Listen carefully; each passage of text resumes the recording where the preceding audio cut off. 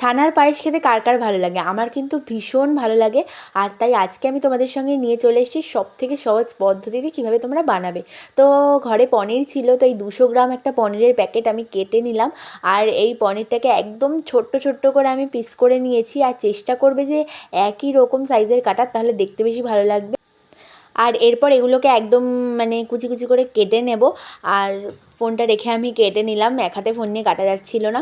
তো কাটাটা হয়ে গেছে। আর 500 দুধের প্যাকেট আমি এখানে জাল দিয়ে নিয়েছি মাদার ডেয়ারির। আর তার মধ্যে আমি পাশে একটা কড়াইতে 1 চামচ ঘি গরম করতে দিয়ে তার মধ্যে এই পনিরগুলো ছেড়ে দেব।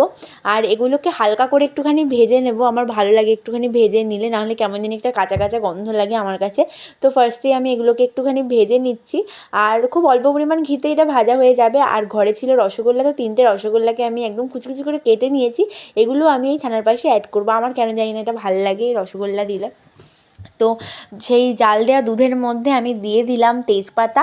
আর তারপর ওই পনিরগুলোকেও আমি দিয়ে দিলাম।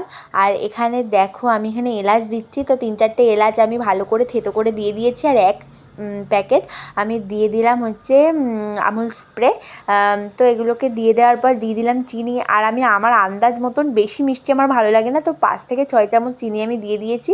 আর তারপর রসগোল্লাটা অ্যাড করে আরেকটুখানি একদম ভালো করে জাল দিয়ে ফুটিয়ে নিয়েছি। তো একদম রেডি আমাদের ছানার পায়েস। এটা খেতে কিন্তু দারুণ হয়। যারা চালের পায়েস খেতে পছন্দ করো তাদেরও কিন্তু এই পায়েস ভীষণ পছন্দ হবে। তো টাটা।